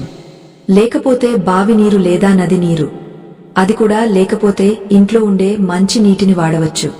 ఒక బిల్వదళం 3 ఆకులు కలిసి ఉన్నది త్రిదళం మాత్రమే వాడాలి. చిరిగపోయినవి ఎండిపోయినవి వాడకూడదు. ఒకవేళ బిల్వపత్రం దొరకకపోతే స్వచ్ఛమైన విభూతిని వాడవచ్చు. నల్ల నువ్వులు ఒక చిన్న టీ స్పూన్ నల్ల నువ్వులు. వీటిని శుభ్రం చేసి పెట్టుకోవాలి. దీపారాధన సామాగ్రి ఆవు నెయ్యి లేదా నువ్వుల నూనెతో దీపం వెలిగించాలి. 3 ఆచరణ విధానం. ముందుగా తలస్నానం చేసి శుభ్రమైన ఉతికిన వస్త్రాలు ధరించాలి. నలుపు రంగు బట్టలు ధరించకపోవడం మంచిది. శనికి ఇష్టమైన రంగు అయినప్పటికీ శుభకార్యాలకు తెలుపు లేదా కాషాయం మంచిది. పూజాగదిలో లేదా ఇంటి ఈశాన్య మూల ఒక పీట వేసి దానిపై ముగ్గు వేసి శివలింగం లేదా శివుని పటాన్ని ఉంచాలి. ముందుగా గణపతిని మనసులో తలచుకుని పూజకు ఎలాంటి ఆటంకాలు రాకూడదని ప్రార్థించాలి. దీపారాధన చేయాలి. దీపం వెలుగు సాక్షాత్తు పరబ్రహ్మ స్వరూపం. అది మన అజ్ఞానాన్ని పోగొడుతుంది. ఆ తరువాత రాగపాత్రను తీసుకుని అందులో నీటిని నింపాలి. గంగే చ యమునే చైవ గోదావరి సరస్వతి అంటూ నదులను ఆవాహన చేయాలి. ఆ నీటిలో మొదట నల్ల నువ్వులను వేయాలి. వేసేటప్పుడు ఓం నీలకంఠ్యాయ నమః అని స్మరించాలి. ఆ నువ్వులు నీటిలో పడగానే మీ కష్టాలు, కర్మలు, అప్పులు, రోగాలు అన్నీ ఆ నువ్వుల రూపంలోకి మారిపోతున్నాయని భావించాలి. ఆ తరువాత బిల్వపత్రాన్ని తీసుకుని దానిని మీ కళ్లకు అద్దుకుని ఓం సాంబశివాయ నమః అంటూ ఆ నీటిలో వేయాలి. ఇప్పుడు ఆ నీరు సామాన్యమైనది కాదు. అది శివశక్తితో నిండిన తీర్థం. ఇప్పుడు అత్యంత ముఖ్యమైన ఘట్టం. ఆ పాత్రను మీ 2 అరచేతుల మధ్య ఉంచుకుని హృదయానికి దగ్గరగా పెట్టుకోవాలి. కళ్ళు మూసుకుని మీ సమస్య ఏమిటో స్పష్టంగా శివుడికి చెప్పుకోవాలి. ఇక్కడ గమనించాల్సిన విషయమేమిటంటే సమస్యను ఏకరువు పెట్టడం కాదు, ఆ సమస్య తీరిపోయినట్లుగా ఊహించుకోవాలి. ఉదాహరణకు మీకు ఉద్యోగం కావాలంటే శివా, నీ దయ వల్ల నాకు మంచి ఉద్యోగం వచ్చింది, నేను సంతోషంగా విధుల్లో చేరాను అని భావించాలి. ఈ భావన ఎంత బలంగా ఉండాలంటే మీ ముఖంలో ఆనందం కనిపించాలి. ఇలా కనీసం 11 నిమిషాల పాటు ఓం నమః శివాయ అనే మంత్రాన్ని జపిస్తూ ధ్యానం చేయాలి. ఆ తరువాత ఆ పాత్రను తీసుకుని శివలింగం మీద ఇంట్లో ఉంటే లేదా పటంలో శివుని పాదాల దగ్గర ఒక చిన్న గిన్నె పెట్టి అందులో సన్నని ధారగా నీటిని వదలాలి. ధార పోస్తున్నంతసేపు శివ శివ శివ అని మానసికంగా జపిస్తూనే ఉండాలి. లింగం మీద పడిన ఆ నీటిని, తీర్థాన్ని కొంచెం తీసుకుని కళ్లకు అద్దుకుని 3 సార్లు సేవించాలి. మిగిలిన నీటిని మొక్కలకు, తులసి మొక్క కాకుండా వేరే మొక్కలకు పోయాలి. 4 గంటల 24 నిమిషాలు గంటల దీక్ష. అందరూ పూజ చేసి వదిలేస్తారు. అందుకే ఫలితం రాదు. ఈ పరిహారంలో అసలైన శక్తి 24 గంటల నియమంలోనే ఉంది. మీరు సోమవారం ఉదయం 6 గంటలకు పూజ పూర్తి చేశారనుకోండి, మంగళవారం ఉదయం 6 గంటల వరకు మీరు ఒక తపస్వి లా బతకాలి. సత్యవాక్పరిపాలన. 24 గంటల్లో మీ నోటి నుండి చిన్న అబద్ధం కూడా రాకూడదు. ప్రాణం పోయే పరిస్థితి వచ్చినా సరే నిజమే చెప్పాలి. రామశర్మ గెలిచింది ఇక్కడే. సత్యమే శివుడికి అత్యంత ప్రీతిపాత్రమైన ఆభరణం. సాత్విక ఆహారం. కేవలం శాకాహారం మాత్రమే భుజించాలి. ఉల్లి, వెల్లుల్లి, మసాలాలు లేకుండా వండిన ఆహారం తీసుకోవాలి. సాధ్యమైతే పండ్లు, పాలు తీసుకుని ఉపవాసం ఉండటం ఇంకా మంచిది. బ్రహ్మచర్యం. శారీరకంగా, మానసికంగా బ్రహ్మచర్యాన్ని పాటించాలి. మౌనం, నామస్మరణ. అనవసరమైన మాటలు తగ్గించాలి. ఎవరినీ దూషించకూడదు, అరవకూడదు. మనసులో ఎప్పుడూ ఆ పంచాక్షరి మంత్రం ఓం నమః శివాయ నడుస్తూనే ఉండాలి. నిద్రించేటప్పుడు కూడా శివుడిని తలచుకుంటూ నిద్రపోవాలి. ఈ నియమాలను గనుక మీరు ఖచ్చితంగా పాటిస్తే 24 గంటలు తిరిగేలోపే అంటే మంగళవారం ఉదయం కల్లా మీకు ఒక శుభవార్త అందుతుంది లేదా మీ సమస్యకు పరిష్కారం దొరుకుతుంది. ఇది తథ్యం. సందేహాలు, సమాధానాలు. స్త్రీలు చేయవచ్చా? నిస్సందేహంగా చేయవచ్చు. పార్వతీదేవి శివుడిని ఆరాధించిన విధానమే ఇది. అయితే నెలసరి సమయం 5 రోజులు ఉన్నప్పుడు చేయకూడదు. ఎన్ని సోమవారాలు చేయాలి? సంకల్పం బలంగా ఉంటే ఒక్క సోమవారం చాలు. కాని సమస్య తీవ్రతను బట్టి 3, 5 లేదా 11 సోమవారాలు చేయడం మంచిది. ఇంట్లో శివలింగం లేకపోతే దగ్గరలోని గుడికి వెళ్లి అక్కడ శివలింగం మీద నీరు పోయవచ్చు. లేదా ఇంట్లో శివుని పటం ముందు ఒక చిన్న గిన్నెలో నీరు వదలవచ్చు. మానసిక పూజ అన్నింటికంటే గొప్పది. ఇప్పుడు మళ్లీ కథలోని చివరి భాగానికి వద్దాం. రామశర్మ జీవితం ఆనందమయంగా సాగుతోంది. ఐశ్వర్యం వచ్చింది, కీర్తి వచ్చింది. అయితే ఒకరోజు ఆరుబయట కూర్చుని శివధ్యానం చేసుకుంటుండగా మళ్లీ ఆ అవధూత అక్కడికి వచ్చాడు. రామశర్మ పరుగున వెళ్లి ఆయన కాళ్ల మీద పడ్డాడు. స్వామీ, ఆనాడు మీరు చెప్పిన ఆ ఒక్క మాట నా జీవితాన్ని మార్చేసింది. మీకు ఎలా రుణం తీర్చుకోగలను? నా ఆస్తిలో సగం మీకు రాసిస్తాను అన్నాడు వినయంగా. అవధూత పెద్దగా నవ్వాడు. ఆ నవ్వులో ఒక దివ్యత్వముంది. రామశర్మ, నాకు ఆస్తులు ఎందుకు? ఆ కాశీ విశ్వనాథుడే నా యజమాని. నేను వచ్చింది దానం కోసం కాదు, జానం ఇవ్వడం కోసం. నీకు కష్టం వచ్చినప్పుడు ఆ పరిహారం చేశావు, ఫలితం పొందారు. బాగుంది. కాని గుర్తుంచుకో, ఆపదలో దేవుడిని తలచుకోవడం అవసరం. కాని సంపదలో కూడా దేవుడిని మర్చిపోకపోవడమే నిజమైన ప్రేమ. నువ్వు ఆ పరీక్షలో కూడా నెగ్గావు. కూతురి పెళ్లి హడావిడిలో కూడా నువ్వు శివపూజ మానలేదు. అందుకే నీకు శాశ్వతమైన సుఖం లభించింది అని చెప్పాడు. అవధూత ఇంకా ఇలా అన్నాడు. లోకంలో చాలామంది ఏదో ఒక కోరికతోనే పూజలు చేస్తారు. కోరిక తీరగానే దేవుడిని పక్కన పెడతారు. కాని దేవుడు వ్యాపారి కాదు, తండ్రి. తండ్రికి పిల్లల మీద ప్రేమ ఉంటుంది. కాని పిల్లలు బుద్ధిగా ఉంటేనే ఆస్తి వారికి దక్కుతుంది. నీవు సత్యాన్ని నమ్ముకున్నావు, ధర్మాన్ని పాటించావు. అందుకే ఆ శివుడు నీకు దాసుడయ్యాడు. ఈ రహస్యాన్ని నీ దగ్గరే దాచుకోకు. లోకానికి చెప్పు. కష్టాల్లో ఉన్న ప్రతి ఒక్కరికి ఈ మార్గాన్ని చూపించు. ఎవరైతే సోమవారం నాడు ఆ పరమేశ్వరుడిని కన్నీళ్లతో అభిషేకించి సత్యంతో అర్చిస్తారో వారింట దారిద్ర్యం ఉండదని చెప్పు అని ఆశీర్వదించి ఆ అవధూత వెళ్లిపోయాడు. చూస్తుండగానే ఆయన రూపం మాయమైపోయింది. ఆయన సాక్షాత్తు దత్తాత్రేయుడో లేదా శివస్వరూపమో రామశర్మకు అర్థమైంది. ఆ రోజు నుండి రామశర్మ తన జీవితాన్ని శివసేవకే అంకితం చేశాడు. తన దగ్గరకు వచ్చిన వారికి అన్నదానం చేస్తూ ఈ శివముష్టి విధానాన్ని ఉపదేశిస్తూ కాలం గడిపాడు. ఇది కేవలం కథ కాదు, ఒక జీవిత సత్యం. మన పురాణాలు, ఇతిహాసాలు మనకు నేర్పేది ఇదే. దేవుడు మన నుండి కోరుకునేది బంగారం, వెండి కాదు. పత్రం, పుష్పం, ఫలం, తోయం, ఆకు, పువ్వు, పండు, నీరు. ఇవి చాలు. వీటితో పాటు స్వచ్ఛమైన మనసు ఉంటే చాలు. మిత్రులారా, ఈ రోజు మనం తెలుసుకున్న ఈ విషయం చాలా చిన్నగా అనిపించవచ్చు. నీళ్లు పోస్తే కష్టాలు పోతాయా అని అనుమానం రావచ్చు. కాని ఒక చిన్న విత్తనంలోనే మహావృక్షం దాగ ఉంటుంది. అలాగే ఈ చిన్న పరిహారంలో మహాద్భుతమైన శక్తి దాగ ఉంది. మీ జీవితంలో కూడా ఆర్థిక సమస్యలు, మానసిక ఇబ్బందులు ఉంటే వచ్చే సోమవారమే ఈ విధానాన్ని ప్రయత్నించి చూడండి. ఖర్చు లేదు, కష్టం లేదు. కేవలం కాస్త సమయం, కొండంత నమ్మకముంటే చాలు.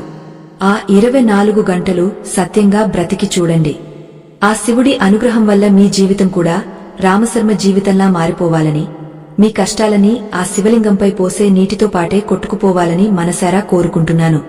ముఖ్యంగా గుర్తుంచుకోండి, శివుడు భోళా శంకరుడు. అంటే అమాయకమైన భక్తికి లొంగపోయేవాడు. రావణాసురుడు అంతటి రాక్షసుడినే కరుణించినవాడు. మిమ్మల్ని కరుణించడా? తప్పకుండా కరుణిస్తాడు. మీకు కావాల్సింది ఓర్పు, సహనం. ఈ కథ ద్వారా మీకు ఒక కొత్త ఆశ, ఒక కొత్త దారి దొరికిందని భావిస్తున్నాను. ఈ ఆధ్యాత్మిక ప్రయాణంలో ఇప్పటివరకు మాతో ఉన్నందుకు ధన్యవాదాలు. ఈ వీడియోలో చెప్పిన విషయాలు మీకు నచ్చినట్లయితే దయచేసి ఒక లైక్ చేయండి. అది మాకు ఎంతో బలాన్ని ఇస్తుంది. అలాగే మీ బంధుమిత్రులకు, కష్టాల్లో ఉన్నవారికి ఈ వీడియోను షేర్ చేయండి. ఎవరికి తెలుసు, మీ చిన్న షేర్ వారి జీవితంలో పెద్ద వెలుగును నింపవచ్చు. ఇలాంటి మరిన్ని అద్భుతమైన ఆధ్యాత్మిక విషయాలు, రహస్యాలు, పురాణగాథలు తెలుసుకోవడం కోసం మన ఛానల్ను సబ్స్క్రైబ్ చేసుకోవడం మర్చిపోకండి. పక్కనే ఉన్న గంట సింబల్ను నొక్కండి. తద్వారా మా ప్రతి వీడియో మీకు నోటిఫికేషన్గా వస్తుంది. చివరగా అందరూ ఒక్కసారి మనసులో ఆ కైలాసవాసుని స్మరించుకుందాం. ఓం త్ర్యంబకం యజామహే సుగంధిం పుష్టివర్ధనం ఉర్వారుకమివ బంధనాన్ మృత్యోర్ముక్షీయ మామృతాత్. లోక సమస్తా సుఖినో భవంతు. సర్వే జనాన్హ సుఖినో భవంతు. ఓం శాంతిన్హ శాంతిన్హ శాంతిన్హ. మీ అందరికీ శివానుగ్రహం కలుగుగాక. స్వస్తి.